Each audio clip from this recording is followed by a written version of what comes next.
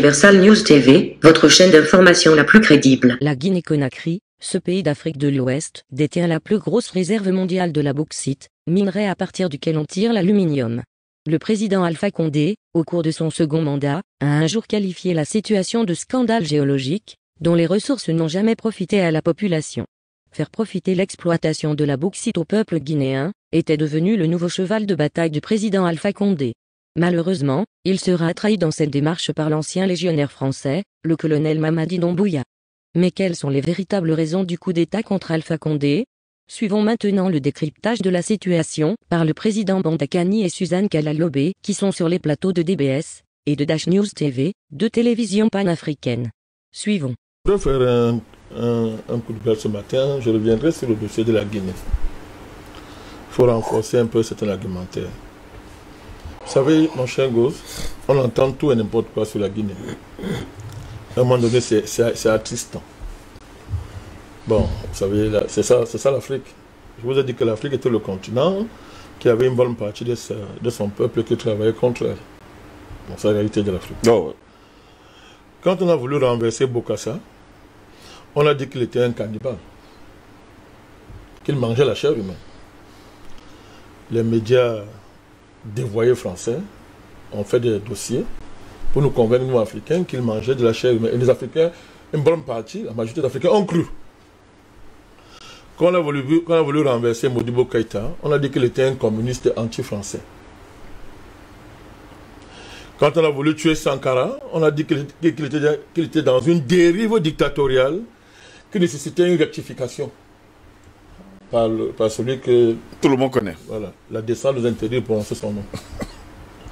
Quand on a voulu tuer Oumyobé, les Wandje, on a dit qu'ils étaient des communistes terroristes au Cameroun.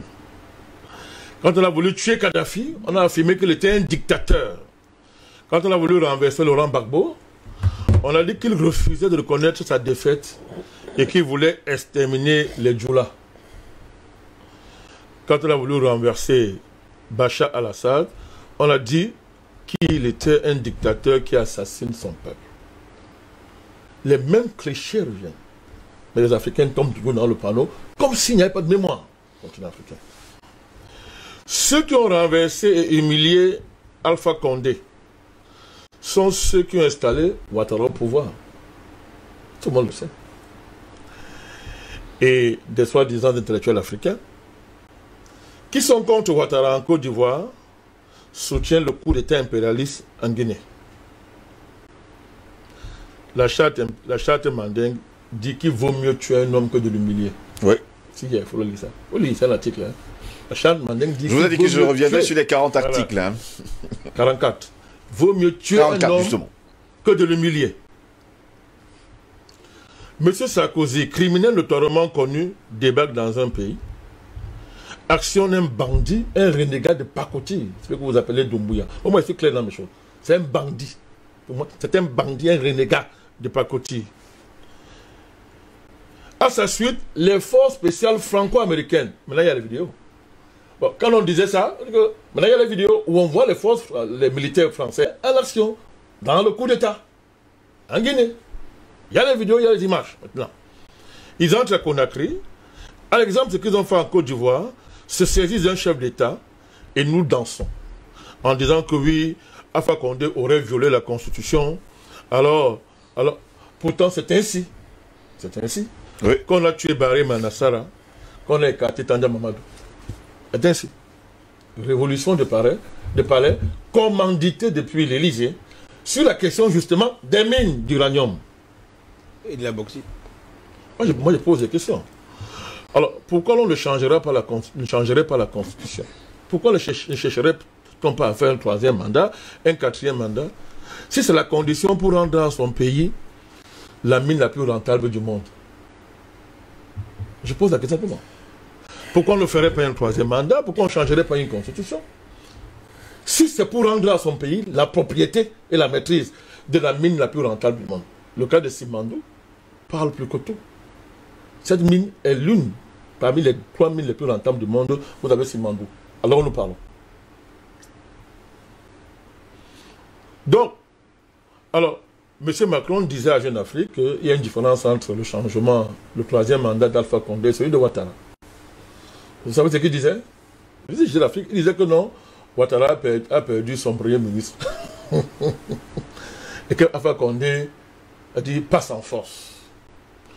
Donc, quand on écoute ça, on peut dire qu'Alpha Condé n'était pas intelligent. Il fallait qu'il invente la mort, il fallait qu'il tue son premier ministre, qu'il tue les opposants. Il devait passer, là Macron devait valider. Parce qu'on sait très bien comment on a tué Ngon Coulibaly. C'est passé devant tout le monde. Et M. Macron reprend cet argument pour justifier ce que Ouattara a fait. Et les Africains sont là, on trouve que bon, Ouattara, son troisième mandat est normal, mais l'autre, c'est pas normal. Parce que justement, il y a l'enjeu de cette mine-là, extraordinairement rentable. Une mine qui, si les Guinéens reprennent cette mine, ils développent leur pays. Ils développent leur pays.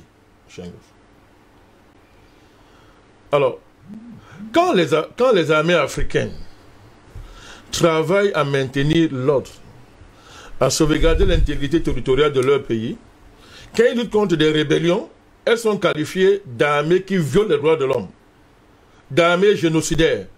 Quand elles font des coups d'État pro-impérialistes, elles sont des armées nationalistes qui sont au service des peuples. Elles sont des armées patriotiques. Il faut voir ça très bien. Quand une armée défend, vous savez que l'armée de Bachar a été qualifiée d'une armée génocidaire par les pays que vous connaissez, la communauté internationale, les armées du Cameroun et d'autres pays africains qui sont au premier front pour la préservation de l'intégrité du territoire, pour lutter contre des rébellions fabriquées de toutes pièces, sont traités d'armées génocidaires qui violent les droits de l'homme. Mais quand un militaire rompt la légalité constitutionnelle sur la base de ses intérêts et d'un mercenariat des plus honteux, on sait que c'est un légionnaire. Et on sait ce que signifie légionnaire dans le système militaire français. On sait. Les légionnaires sont des tueurs. Même quand ils prennent leur retraite. Des esclaves, des tueurs. Même quand ils prennent leur retraite, ils ont des obligations qui les lient à la France. Ils sont chargés de commettre les coups les plus vils que l'armée française blanche ne peut pas assumer. On sait ça. Mais on qualifie un légionnaire, un voyou comme ça, de patriote qui a un projet pour son pays. Pendant que les militaires de certains pays, qui luttent justement contre des coups d'État programmés, oui, des rébellions armées, qui préservent l'intégrité territoriale de leur pays, sont qualifiés d'armées génocidaires. Je terminerai ce processus en disant merci à mes copanélistes qui m'ont permis de parler, en disant que tout indique que M. Doumbouya est le cheval de Troie d'un projet qui vise à installer celui d'Alain Diallo et Sidja Touré au pouvoir. Et qui sont Sidja Touré et celui d'Alain Diallo? Des agents du système criminel international en général et de la France-Afrique en particulier. On les attend sur deux projets simples. Est-ce qu'ils vont redonner ces mines-là à ceux justement qui réclament, qui sont derrière le coup d'État et qui réclament? Oui, Steinmetz et les autres. Parce que Steinmetz veut aller, tu vois comment ils font. Maintenant, il va aller voir les Chinois pour s'entendre. Il va aller voir il veut offrir des parts à la Russie, à la Chine, aux Américains. Ça veut dire que pour rendre le crime parfait, ils veulent se partager ça. On suit ça de près. Et on va voir si on va ramener la Guinée dans le Wacron, c'est-à-dire l'écrou criminel de M. Macron. Et pendant... Suzanne Kalalobé, journaliste, éditorialiste. Et... Bonsoir Suzanne. Bonsoir Amandine. Bonsoir Serge. Bonsoir. Alors, je vais tout de suite en venir à la première question. Qu'est-ce que vous pensez, quelle est votre appréciation de cette situation, de ce putsch militaire qui se déroule en ce moment en Guinée-Conakry, Suzanne? Bon, on pourrait penser que c'est quelque chose de prévisible dans la zone sahélienne, parce que les pays de cette zone sont sujets à beaucoup de troubles, beaucoup d'enjeux et beaucoup d'appétit.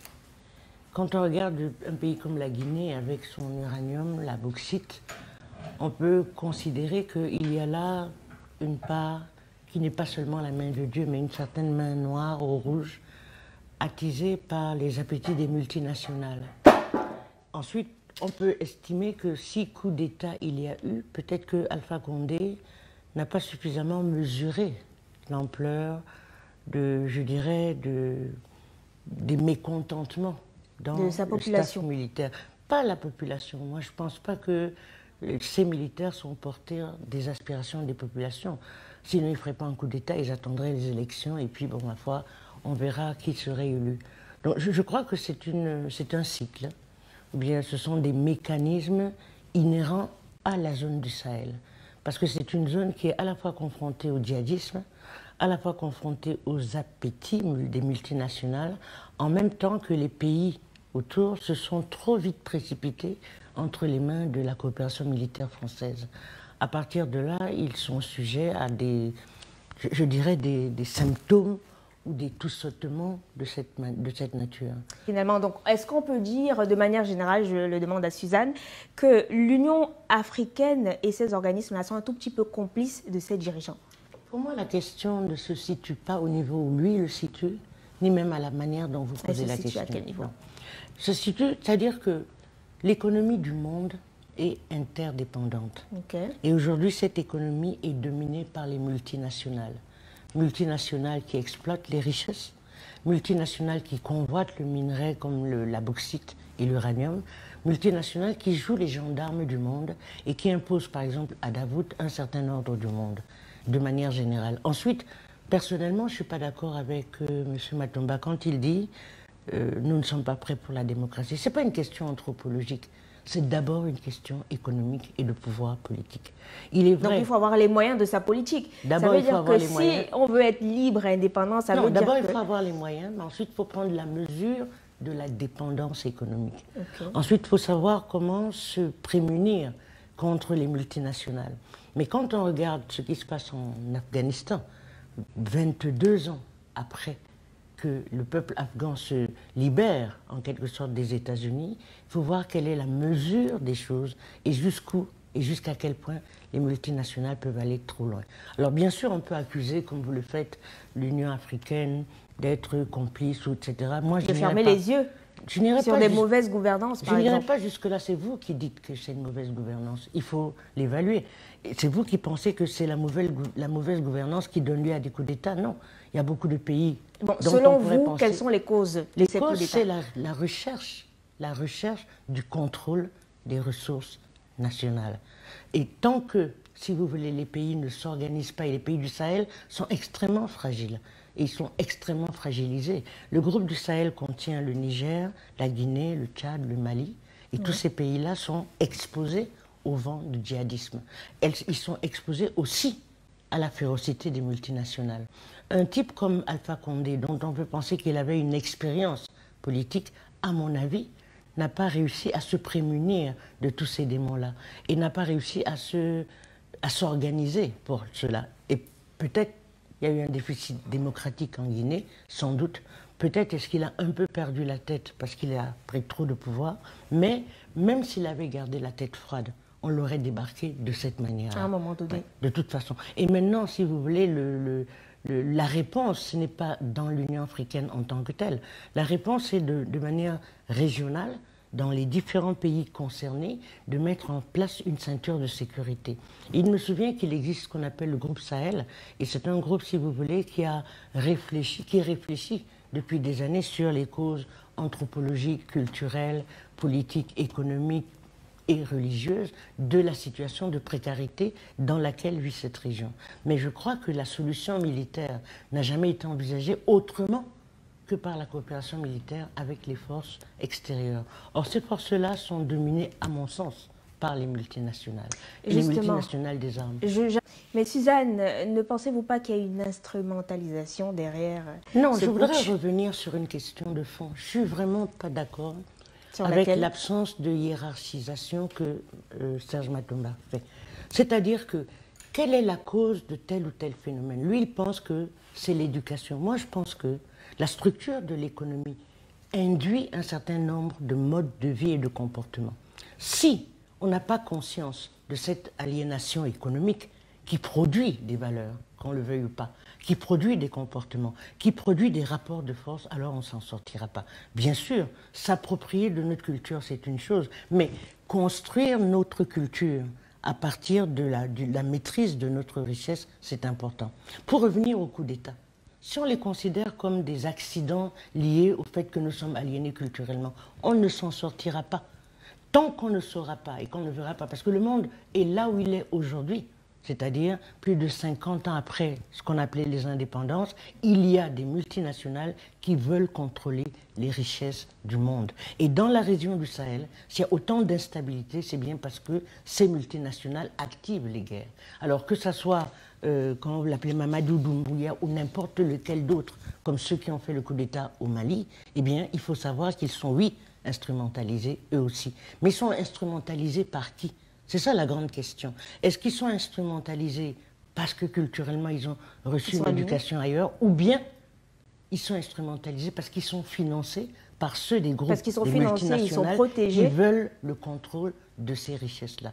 Tant qu'on ne résout pas cette équation, on pourra toujours avoir les discours que l'on veut, de bonne volonté, approprions notre éducation, etc. Je ne pense pas que Alpha Condé ni Mamadi Doumbouya soient des gens qui ne sont pas conscients de qui ils sont.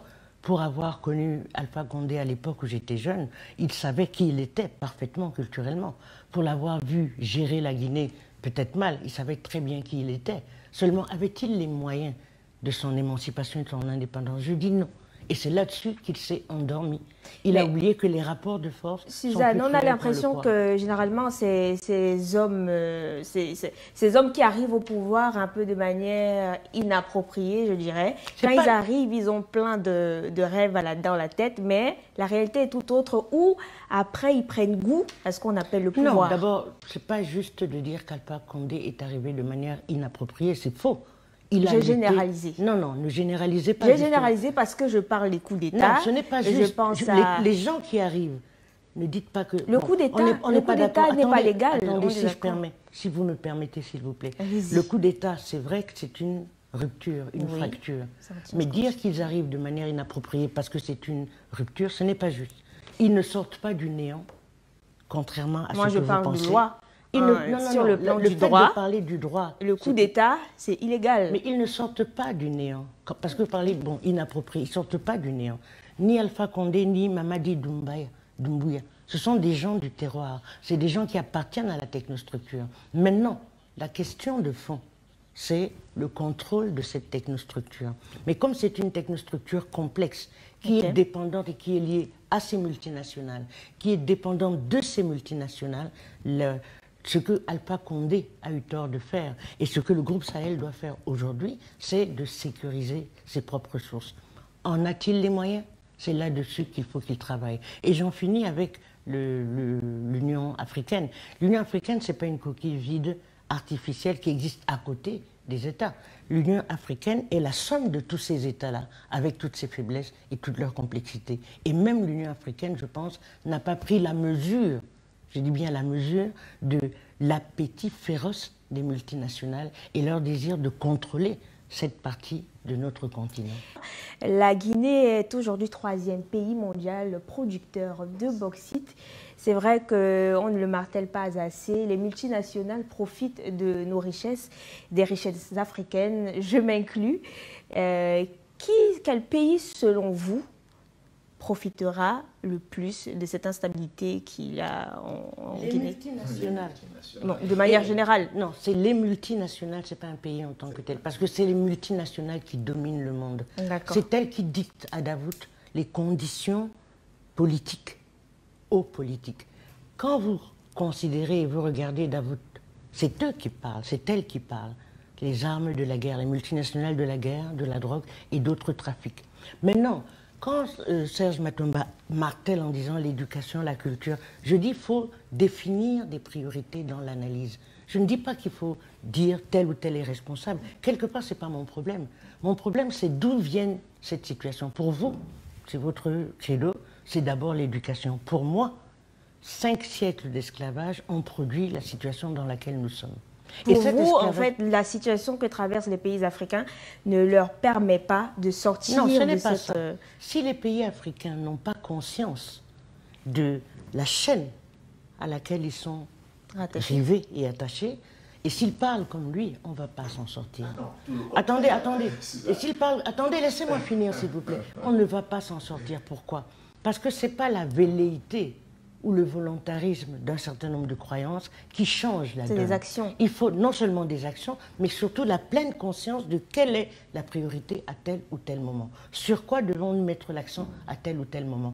Une fois qu'on connaît, je dirais qu'une situation, c'est un agrégat de plusieurs causalités. Ce n'est pas une seule causalité et ce n'est pas un seul responsable. Maintenant, quelle est la priorité? Vers quoi devons-nous combattre? Je répète, les groupes du Sahel, les pays du Sahel sont confrontés d'abord à la désertification, ensuite à la précarité, ensuite au djihadisme, ensuite à l'insécurité militaire et enfin au fait que les États de cette zone sont extrêmement fragiles, fragilisés par justement ces multinationales. Et contrairement à ce que l'on peut penser, que ce soit des pays comme le Mali, la Guinée, le Niger, pour le peu que j'en connais, ce sont des pays dans lesquels la plupart des citoyens ont conscience de qui ils sont et de l'éducation qu'ils ont. Quand on voit l'empire du Mali, le pays Dogon, qui s'étend du Mali à la Guinée jusqu'à une partie du Niger, on s'aperçoit que ce sont des gens très conscients de ce qu'ils sont eux-mêmes. Maintenant, pourquoi n'arrivent-ils pas, malgré cette conscience d'eux-mêmes, à se sortir de là? Parce qu'ils pensent que le problème n'est pas là où moi je le place. C'est mon point de vue. Voyez? Et je sais qu'une fois que les multinationales décident de s'emparer de votre bauxite, de votre uranium, parce que même Alpha Condé a résisté à Areva. Il a résisté à l'insistance des Français. Il a dit oui, non, il était assez radical. Il a été radical. Sur les relations il a dit, de son pays avec à notre uranium. Et qui vous dit que finalement on n'a pas activé ce coup d'État pour finir avec la question de l'uranium? En rappel, les militaires ont pris le pouvoir en Guinée, le dimanche 5 septembre, mettant fin au régime du président Alpha Condé, en place depuis 2010. L'auteur de ce coup d'État est le chef des forces spéciales, le lieutenant-colonel Mamadi Doumbouya. C'est le 4e coup d'État en Afrique de l'Ouest en quelques mois seulement. Ici, Christine Muriel, pour Universal News TV. Merci de suivre Universal News TV sur YouTube. Nous vous rassurons que les informations que nous diffusons au quotidien sont suffisamment crédibles. Alors, n'hésitez pas à liker la vidéo si elle vous plaît, et si vous êtes nouveau sur la chaîne. N'oubliez pas de vous abonner et d'activer la cloche de notification pour ne pas rater nos prochaines vidéos.